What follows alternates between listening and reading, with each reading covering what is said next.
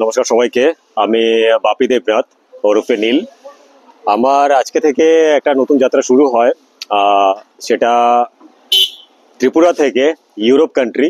কিন্তু তার আগে এই যাত্রাপথে আমার যেটা মিশন ছিল 10 লক্ষ সিগনেচার কালেক্ট করার, যেটা বিশেষত সাইকোলজি ক্লাস এবং সেলফ ডিফেন্স ক্লাস আমাদের ভারতবর্ষের বিভিন্ন স্কুলের মধ্যে চালু হোক, সেটা নিয়ে আমার যে ক্যাম্পিং বা অ্যাওয়ারনেস আমি করছি।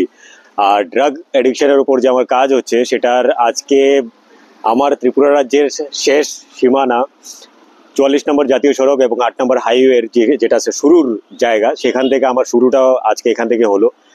তো এতটুকুই বলবো, সবার যেরকম আমার পাশে ছিলেন, সবার আশীর্বাদ, সবার ভালোবাসা পাশে ছিল।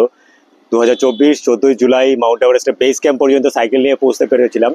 সেরকমভাবেই আজকে এখান থেকে একটা নতুন যাত্রা শুরু হলো, এবং আপনাদের সবার আশীর্বাদ থাকলে আগামী দিনে ভারতবর্ষ পুরো কমপ্লিট করার পর আমি ইউরোপ কান্ট্রির ফ্রান্স শহরের প্যারিসে আমি আমার দেশের পতাকা সেখানে নাড়াতে চাই। আর একটা জানান দিতে চাই যে বিশ্ব শান্তির ওপর আর কিছু নেই।